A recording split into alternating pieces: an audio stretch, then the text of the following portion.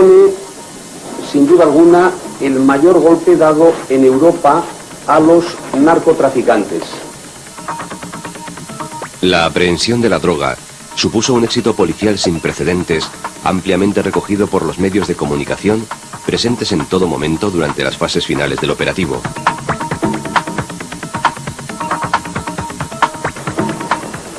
También se dio amplia cobertura a la celebración del juicio, donde además del fiscal jefe de la Audiencia Provincial de Donostia, Luis Navajas, asistió de manera excepcional el fiscal jefe antidroga de la Comunidad Autónoma Vasca, Javier Huete, hoy fiscal del Tribunal Supremo.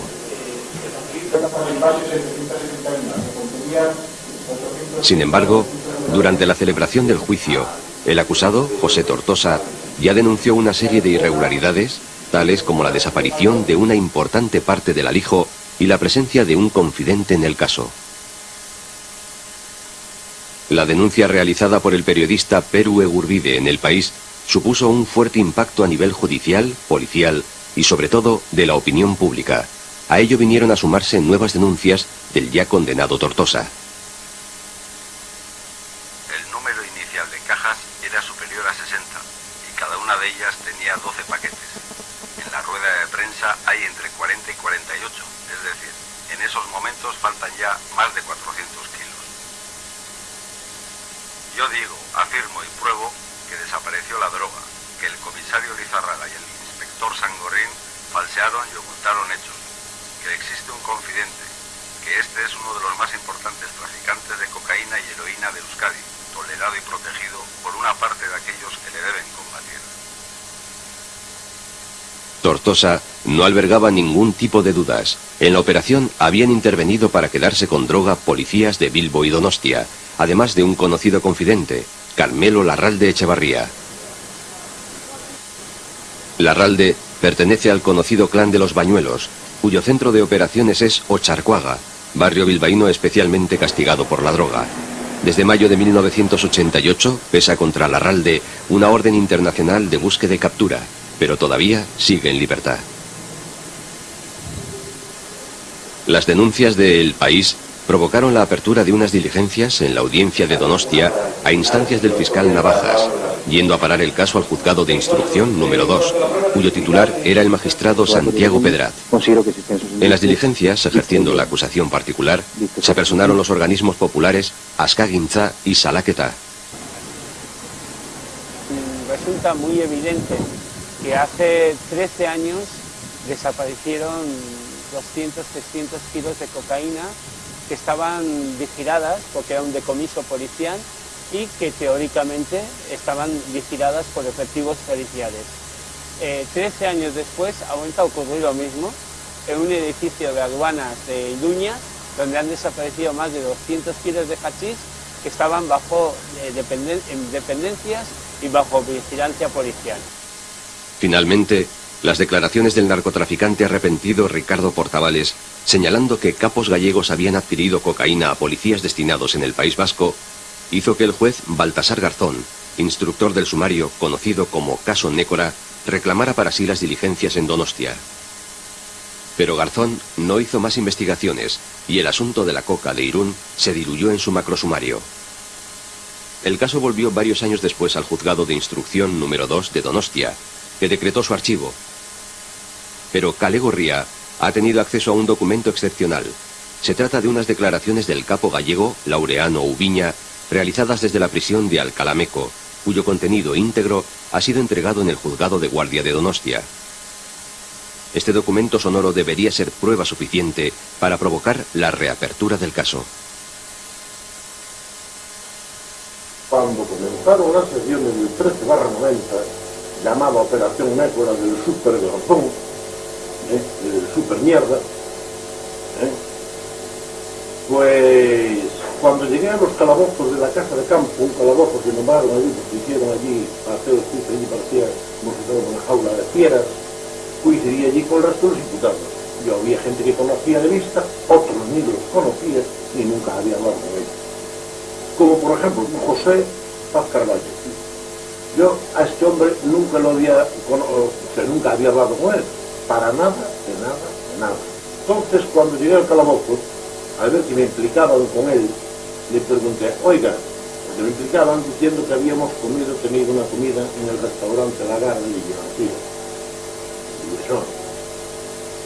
Y yo le dije, oiga, señor Pascarvallo, ¿usted conmigo alguna vez comió en algún sitio o habló conmigo?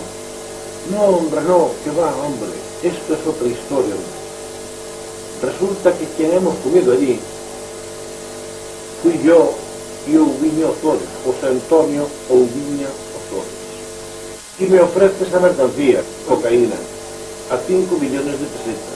Yo le digo que era muy cara. Dijo, no, tiene que ser a ese precio porque esto viene del País Vasco y se la compramos a través de la policía y tal. Lo que pasa, me dijo don Pascarvallo, lo que pasa que yo a la noche me veía siempre con el Ricardo Portavales, alias Portabulos, y le comenta, vengo de comer del restaurante Legal, que comí con Ouviña, simplemente le dijo Ouviña. Y casualmente me estaba ofreciendo ahí una mercancía, que no es muy cara, cocaína, que es de Irún, que viene de parte de la policía y que es muy cara y tal. Y ahí quedó la conversación. ¿Este Ouviña qué es? Pues este es un personaje que anda allí pues, trapicheando, él y su hermano, el José Antonio Ouviña Ozores y un tal José Luis Ouviña Ozores, hermano. Pero también se está trapicheando que es trapicheando. Bueno, negocios. sus negocios. Esta gente hace mucho que están en estos negocios. Llevan toda la vida. Esta gente nunca, a mí no me suena de haber leído que haya sido detenida, ¿no? Si son los chivatos de la policía, de la Guardia Civil o de las aduanas, ¿cómo los van a detener? ¿Usted quiere decir que eran chivatos? Hombre, claro. Eso yo lo sé perfectamente que son chivatos. ¿O tiene conexión con algún cuerpo en concreto? Tiene conexión con todos. ¿Y con alguna persona en especial para tener este tipo de protección? Hombre, él es compadre de José Luis Rojo. Jefe operativo, fue jefe operativo de aduanas de Vigo.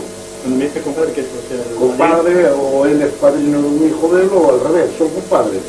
¿Sabe que Ouviña Ozores tenía allí en País Vasco, tenía un contacto de gente que iba a trabajar por allí, o le llevaba al conocimiento suyo o algo así? Bueno, a mí me llevaba al conocimiento de que él tenía contactos por allí, en el País Vasco. Gente que ahora ya posiblemente se ha muerto.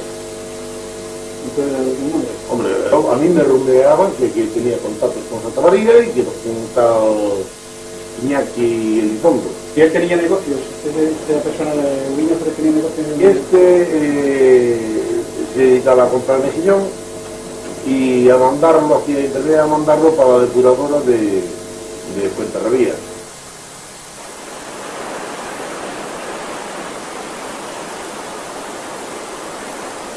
Se denunciaba por parte de las asociaciones Ascarincha y Salaqueta la desaparición de entre 150 y 250 kilos de cocaína proveniente de un alijo de la calle Pello Vicente de Irún, en el año 88, creo recordar. Bueno, la reapertura se ha solicitado al aparecer una prueba nueva. ¿Qué ha pasado? Que posteriormente, recientemente, nos hemos encontrado que efectivamente esta droga fue vendida por un tal Ouviña, a terceras personas. Pero precisamente este Ouviña no es el que nosotros pensábamos, sino que es otro Ouviña. Por eso solicitamos una serie de pruebas, como son que se interrogue a Ouviña en el centro penitenciario donde se encuentra, y igualmente que a dos personas fundamentales, al otro Ouviña y a Paz Carballo, que se les interrogue acerca de una comida que tuvieron en Villa de Arosa, en la cual se hace mención de que parte de esta droga vendida provenía de la policía del País Vasco. ¿Qué va a pasar? Hemos solicitado, insisto, una serie de diligencias y está en manos del fiscal, y por lo tanto estamos a la espera de que el fiscal autorice la reapertura y la práctica de las pruebas que hemos solicitado. La verdad es que nos encontramos con una mafia del silencio. Poco a poco van apareciendo datos que el pueblo lo sabe desde el principio, pero la justicia los exige como datos, y todos ellos nos llevan a un mismo lugar, a instalaciones policiales por la autonomasia en propio cuartel de Hinchabondo de la Guardia Civil, con personajes tan macabros como el general Galindo, que entonces era comandante, teniente coronel, o el comandante Máximo Branco, o los capitanes, comandantes y tenientes como Palomino, como de Noyo, es decir, personajes muy siniestros que están detrás de las redes de narcotráfico, que están permitiendo que las redes de narcotráfico funcionen en Euskadi, en Euskal Herria, con unos niveles de impunidad muy grandes.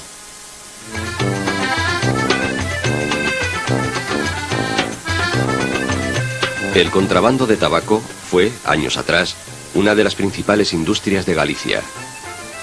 Había pueblos, como Cambados o Vilanova, en los que gran número de habitantes vivía de este negocio.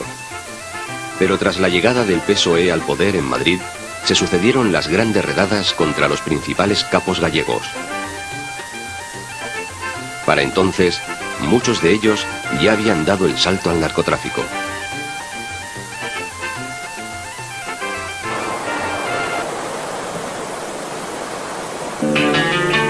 Asustados ante las redadas, algunos de los narcocontrabandistas abandonaron sus lujosas residencias.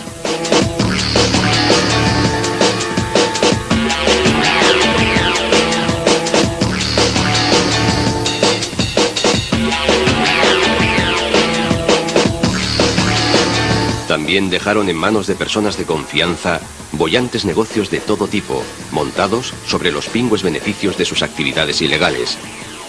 Desde estaciones de servicio a empresas de hostelería, pasando por inmobiliarias o pujantes astilleros.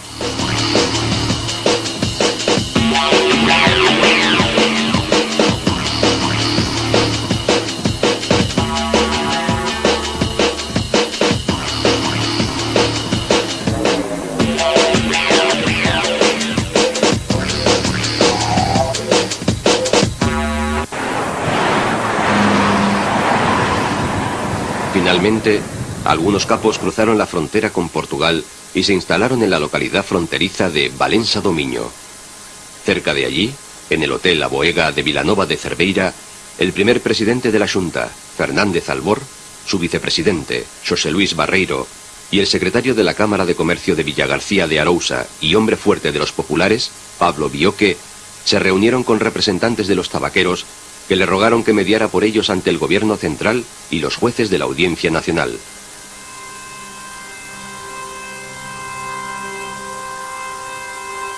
Los narcocontrabandistas habían gozado hasta entonces de la impunidad que les proporcionaba su poder político.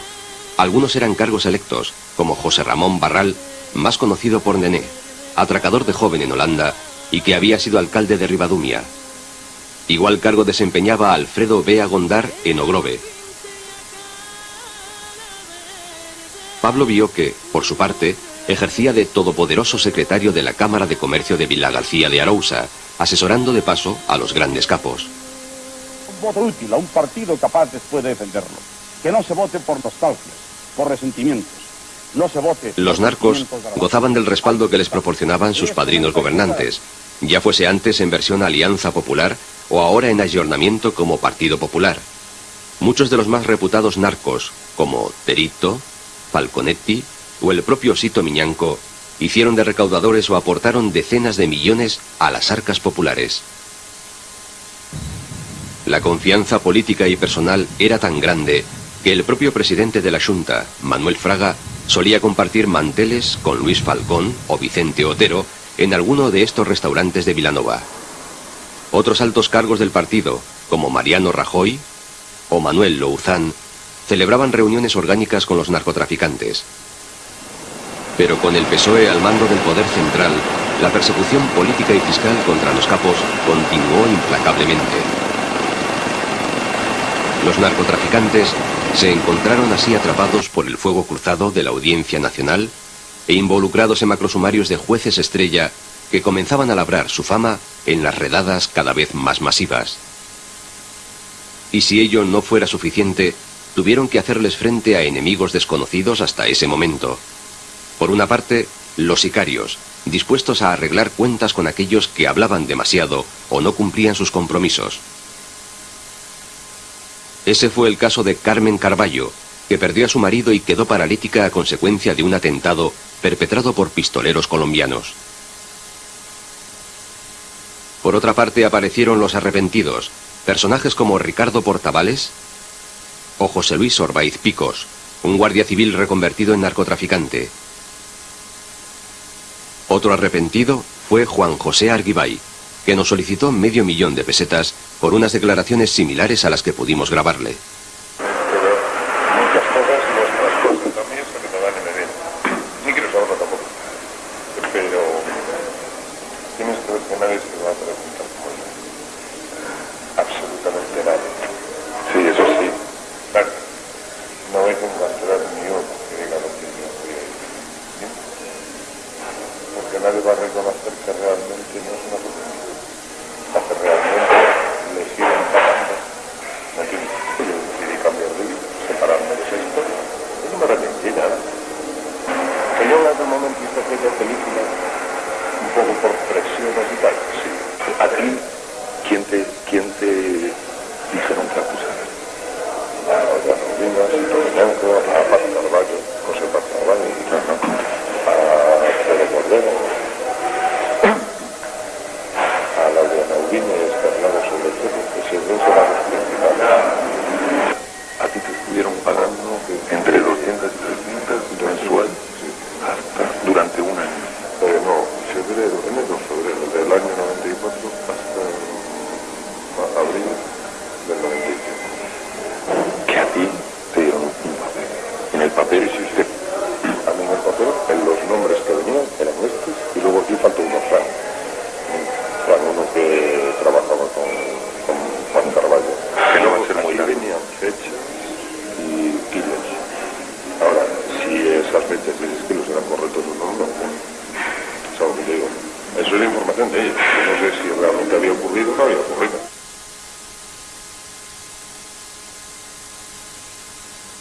Los capos gallegos no se limitaron a sobornar a destacamentos enteros de guardias civiles de los cuarteles de la zona. Investigaciones de Kale Gorria han permitido establecer que algunos narcotraficantes estaban involucrados desde los primeros años de la transición en la financiación, además de AP o del PP, de otros partidos políticos, como Fuerza Nueva o UCD. Ha surgido un hombre.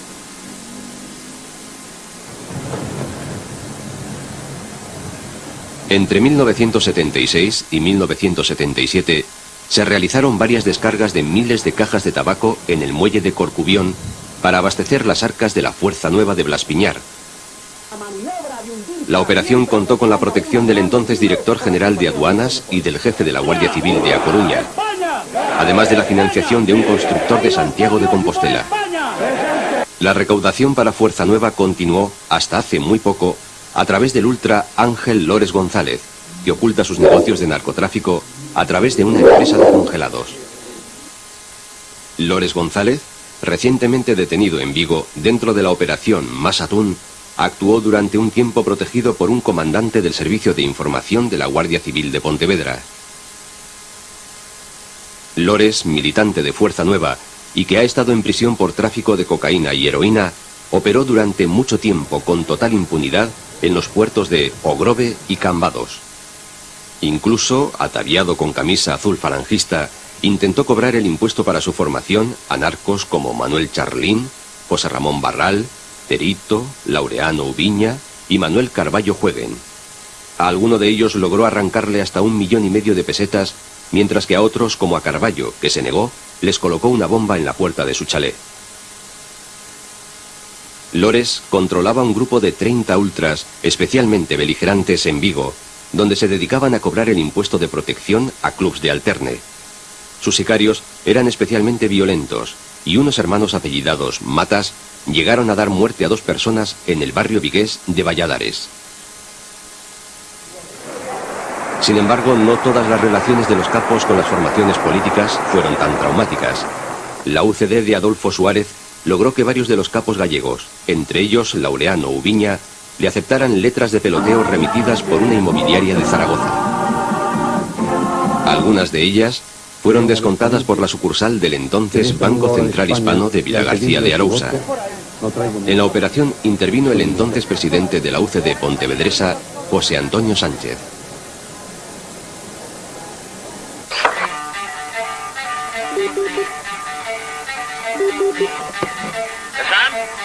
que aquí interactuaréis.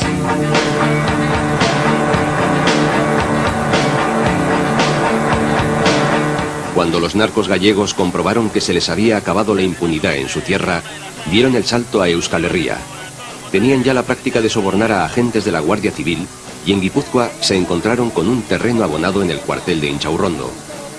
En el acuartelamiento donostiarra se hicieron con los servicios de los guardias del servicio fiscal y a través de Santa María y Chofo Migueliz sobornaron a los guardias que formaban parte de los equipos anti-ETA. Estos grupos eran intocables por estar en posesión de información comprometedora para el Estado español, por lo que la deseada impunidad estaba garantizada.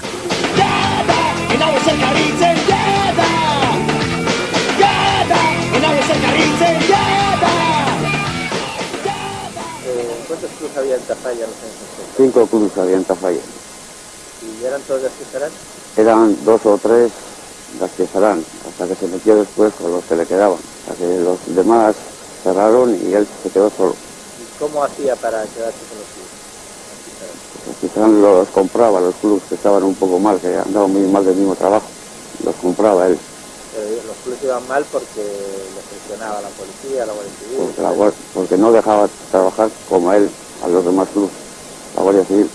Pues contaba relaciones de Galindo, que eran los dos, pues eran como socios, que les interesaba hacerse de ellos los dueños de los clubes, de todos los clubes.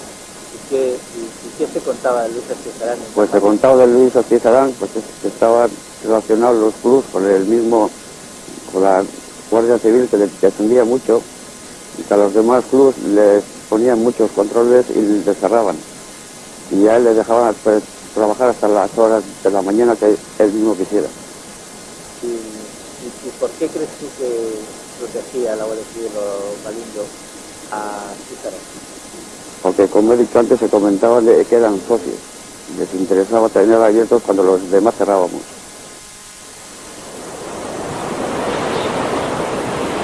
Bueno, la relación que existe o puede existir entre el general Galindo y el proxenetismo viene derivado de los hechos denunciados en nuestra querella y que fue admitida a trámite por el Juzgado de Instrucción número 4 de San Sebastián, quien vio indicios de la conducta del general Galindo de 4 posibles delitos de narcotráfico, cohecho, contrabando y también de proxenetismo. En dichas diligencias navajas viene recogido que un contrabandista declaró ante el propio fiscal jefe de la Audiencia de San Sebastián y 2 guardias civiles del servicio fiscal que Galindo estaba asociado con otras 3 personas más. Una de ellas era José Luis Azizarán, conocido proxeneta, y otras 2 personas más, en concreto un narcotraficante y un constructor. Cada 20 o 25 días aproximadamente estas 4 personas se reunían en un chalet propiedad del proxeneta Azizarán en la localidad de Ollón. El patrimonio de Galindo no ha sido investigado, pues la Guardia Civil en un momento determinado, dentro de las diligencias 491 del 91 del Juzgado de Instrucción número 1, solicitó al juez que se investigaran las cuentas bancarias, o en concreto alguna cuenta bancaria del general Galindo, y el juez tomó la determinación de que no se investigara nada.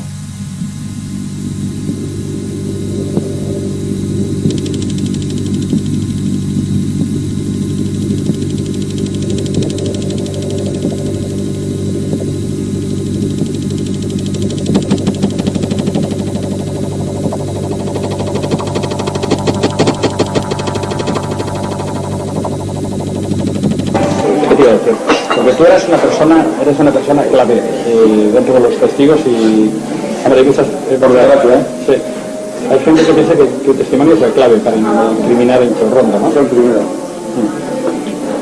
A ver, vamos a ver. Soy el primero. Yo fui el primero que pasó a hablar. Luego ya vino el chorreo. Tú fuiste de la mano de Enrique Federico, ¿no? Eso es. Y fuiste de la mano de Miguel Martínez. Miguel Martínez, ¿no? Miguel Martínez, que fue el que conectó conmigo. Miguel Martínez era una persona que estaba aquí gestionando la lucha antieta, aquí en el jefe, ¿no? De la lucha antieta en Guipúzcoa, ¿no? Y eso te llevó a Enrique de Federico. A Enrique de Federico. Bueno, primero yo le di permiso, claro. Y bajamos a Madrid, a Canillas, y ahí pues empezamos las declaraciones con Enrique de Federico, ahí me cambiaron la identidad y luego fuimos a Hueren. Y Hueren lo que hizo fue, pues, con una declaración para la calidad de testigo protegido con la identidad nueva, pero lo primero que hizo fue Hueren, yo salí a las 6 de la tarde de su despacho y a las 8 ya les enseñó a los periodistas del mundo toda mi declaración de quién era yo. Se desveló tu identidad de testigo protegido. Claro. ¿Tú de qué conocías, por ejemplo, de qué tenías confianza con la gente de Inchorrondo, por ejemplo, como tú fuiste testigo de cargo importante tanto contra Galindo como sobre todo contra Enrique Villalobos? ¿Por qué era? ¿De qué conocías tú tanto a esta gente? Bueno, porque yo la actividad que tenía era de contrabando y entonces no había más cojones en este país. Si querías hacer contrabando de trabajo tenías que pagarles 1000 duros por cajón. ¿Tú con quién trabajabas? En Santa María. Trabajas con Santa María, ¿no? ¿Y erais la red? ¿Vosotros funcionabais como red autónoma? Sí, nosotros entramos la seguridad, porque en realidad la red era de Bernard Randoña y los hermanos Inga. Vosotros hacíais la seguridad para ellos. Santa María también, tú y Santa María. Y también, bueno, yo, porque él también estaba metido en el sentido ese. ¿En qué sentido? En el sentido de que participaba en aportaciones también, en la compra, él era parte. ¿Con el tabaco qué hacíais? ¿Qué hacíais con el...? Salía para Valencia, Alicante. Bien. ¿Y la seguridad en qué consistía? En comprar guarderías. ¿Cuántos teníais comprados aproximadamente? Nosotros tenemos 6, solo él. 6. Pero directamente a 3. ¿Quiénes eran esos 3? Fabián, Diálogos, Enrique, Diálogos y Felipe Gallo en ocasiones. Y luego también pues estaba Solomando y Luis. ¿Luis qué? ¿Luis qué? El jefe de fiscal. ¿Pero Luis qué hemos apellido? ¿Sandoval será? No, Sandoval y Esmila también estaban en ocasiones. Esta gente estaba en la lucha antieta, ¿no? Sí. ¿Y por qué los cogíais ellos y no cogíais a la gente del grupo fiscal? Porque son los que mandaban el Chalón. Quiero los que más podían dar los que mandaban el Chalón. Él mandaban ellos, no mandaban la gente. Ellos eran los que tenían carnet de carta blanca para hacer lo que les saliese. O sea, y con ellos vosotros podíais hacer, no tuvisteis ningún problema. Y todos los demás miembros que estaban ahí trabajaban a cabeza. Entonces, esta gente es la que decís que es garantizada y que no era una sola red, o sea, que ellos podían estar trabajando para más redes. Pero para mucho. Por ejemplo, en todos los ámbitos, pues drogas, puta, que antes el que más les ha pagado estos ha sido Tati. ¿Tati les ha pagado Quique? ¿Les ha pagado esta peña? No, Tati. Esta peña no. ¿A quién? A todos los demás. ¿Quiénes son todos los demás, por ejemplo? El Moro, un montón. El Charrón, el Casero, el Chema, todos están metidos en la fotitud. Cuando dices que están metidos, ¿qué quiere decir? Están ahí asalariados. ¿Están asalariados? Asalariados en el sentido de que van a ir las copas, todo, y vengamos por eso, que necesito esto, lo que les da. No es una cosa indirecta, no es tan directa como se puede decir un soldado. Es una cosa indirecta, que nunca para. Cuando dices, por ejemplo, está todo en Chorrón, le dijiste el Moro, está no sé qué más del Casero, ¿qué me dijiste? Sí, no, todos los que era el servicio fiscal y distribución. Pero llegaron los gallegos aquí. Estamos intentando generar la cosa, porque claro, las cargas se pagaban mucho más dinero. ¿Los gallegos pagaban más? Con droga. Claro, por eso que era. Pues era una intoxicación. Nosotros no les dejamos. Nosotros enfrentamos a mucha gente. Pero en cambio el Falcón, como salió con el plano, le fuimos con el Blanco, que era su socio. Blanco, el comandante Blanco. ¿Eran socios? Claro. Porque vamos a ver, por una parte estabais vosotros como tabaco. Y había más tabaqueros, ¿no? Mucho más tabaqueros. Muchos más tabaqueros. Y Santa María. ¿Y esos que eran gallegos, colombianos? Que eran no, gente de aquí. De tabaquera. Sí. Pero que todos trabajaban para la misma cabeza. Con la misma vez. Entonces, cuando esto pues quería, pero te da un palo uno o te da un palo otro, para tenerlos controlados. Para tenerlos controlados, quiere decir, para que todos pagasen. Para que todos pagasen. ¿Cuánto se pagaba, por ejemplo, de tabaco? Tú decías 5.000 pesetas caja, pero eso, por ejemplo, ¿qué le podía suponer 5.000 pesetas caja en una descarga? ¿Cuánto era, por ejemplo? Pues, más o menos. Según lo que según la descarga entera, porque si eran las rocas eran 2.000 cajones, 2.000, y si eran pasajes eran unos 3.000. 15 millones de pesetas, ¿se podían llevar? ¿Se han llevado? Sí, sí. Por ejemplo, ¿tú qué recuerdas lo más que has pagado aquí? Yo no pagaba nada, lo pagaba Santa María. Santa, ¿cuánto es lo más que le ha pagado? Sí, bien, que me cuentas lo que más le ha pagado Santa María aquí, por ejemplo. Las Vegas, 15 millones a veces más. Y esto podía ser más de una vez a la semana. Según la marea, o 2 veces. Por ejemplo, descargas al año, ¿cuántas podría haber? Descargas al año, pues cada semana 1 o 2. ¿Para 50 se podría decir? ¿Y podría decir que un mínimo de 10 millones podría ser de media? ¿Una media de 10 millones? Más. Estamos hablando de 500 millones al año. Mínimo. Eso no es nada. Eso no es nada. Yo trabajé en Santa María 5 años. 5 años. No, 6 años. O sea, que 3.000 millones mínimo. Sí. Y eso se repartían entre la gente de Incao exclusivamente. Y solamente por Santa María. No, pues María no, pero María, el Carballo y... Ese grupo. Sí, Santa María, el Carballo y Bernat, Randoña y los hermanos Indra. Sí, bueno, por ese grupo. Lo que me estás diciendo, si vosotros, tú, por ejemplo, tú, o Santa María, o la organización de Santa María, en 6 años puede haberle soltado a Incharrondo 3.000 millones de pesetas, 500 millones al año, o sea, los otros que podían ser tanto más potentes, ¿no? O sea, nosotros no puedo calcularlo. O sea, por una burrada, ¿no? Una burrada. O sea, esto salió de aquí con el riñón forrado, ¿no? Claro. Y encima entre los campos que andaban. Y eso es de los campos que me estabas diciendo. Por ejemplo, hablamos de putas que era, de prostitutas que era el Tati, ¿no? Después drogas. Las drogas que esta gente hombre, ellos consumían. Ellos consumían drogas. En lo Incharrondo, todos estos. No, todos estos no. Diálogos y baile. Ellos consumían drogas y todos los traficantes los tenían aterrorizados. Ellos no compraban la droga, la que pagaban a ellos. Y la aduana se pagaba. Eso hacía los demás. Se sabía cuando partía el avión de vigilancia de aduana de Madrid. Y la lancha de Bilbao, lo mismo. Aquí hubo, no sé, algunas muertes nunca esclarecidas. ¿Se pagaban muertes en Incharrondo? No, se puede decir yo, se pagaban muertes, pero luego hay muchas conexiones desde por ejemplo, de la muerte de Rutia, casualidad, creo que nos lo llevan a Navarra, parece Navarra muerta. Para que lleve los mandos la Guardia. Pero si lo deja allí, luego a la China y ya no puede manejar la investigación. Pero seguramente había mucha gente implicada. Pero hay un tema que hacen estos.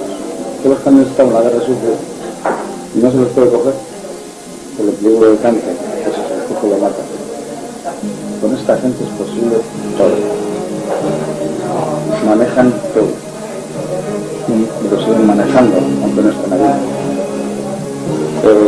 Les han dejado hacer porque también pues, por la guerra sucia que hacían. Por eso les han dejado hacer.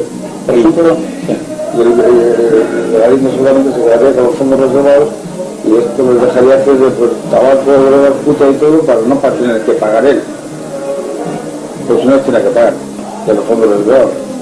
O sea, que Galindo estaría al corriente de todo esto, ¿no? Claro, no, claro.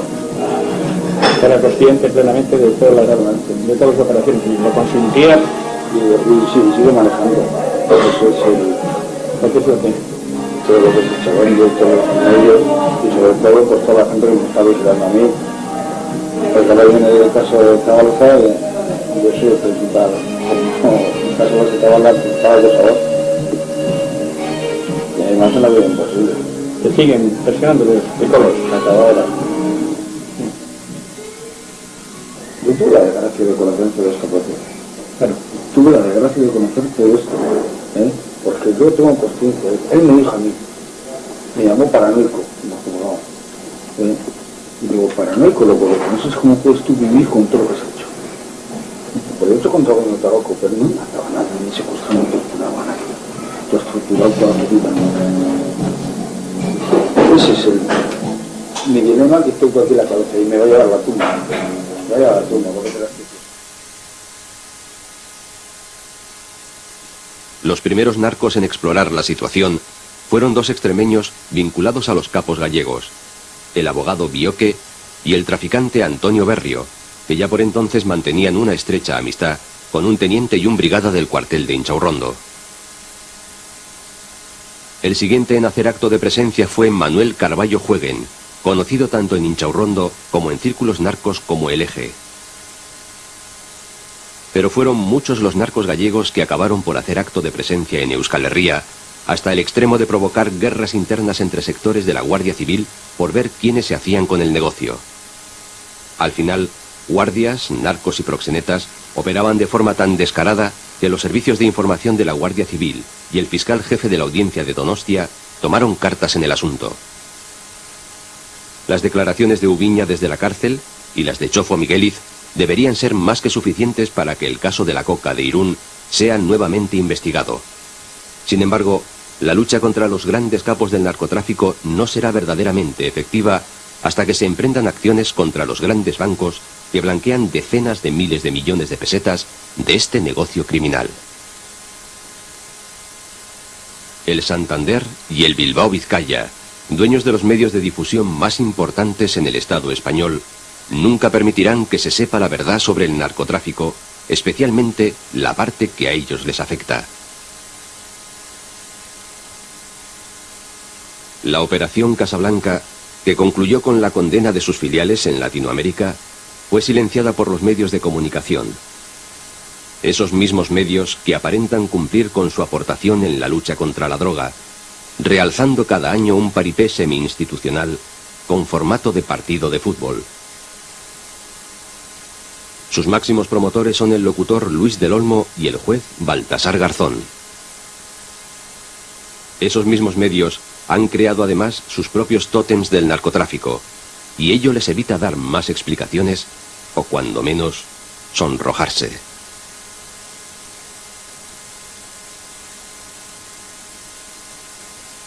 Hoy aquella lista de personas y aquella fotografía que apareció en los periódicos ya están tachados en su inmensa mayoría. El señor Ubiña fue detenido no hace muchas fechas en Atenas por la Interpol en colaboración con la policía. El señor Bioque fue detenido en el mes de abril, no hace muchas fechas, también por las fuerzas y cuerpos de seguridad del Estado. También Josefa Charlín en una operación en Lisboa, operación conjunta del Audico de Galicia y la policía portuguesa, y ayer por la noche fue detenido, como he señalado antes, en Villaliciosa de Odón por funcionarios del Cuerpo Nacional de Policía, Sito Miñanco, sin duda alguna personas con un historial que no puede calificarse de historial muy recomendable cuando del interés general se trate de ver.